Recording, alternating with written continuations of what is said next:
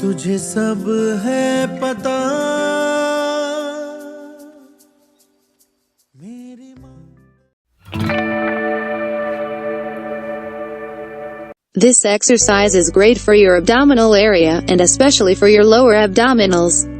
Lie on your back with shoulders lift about 5 inches off the floor. Place your arms by your sides with your palms facing down. Lift your heels approximately 6 inches off the floor. Your upper body stays throughout the entire exercise in the same position as described in the starting position, while you make small and rapid up and down motion with your legs.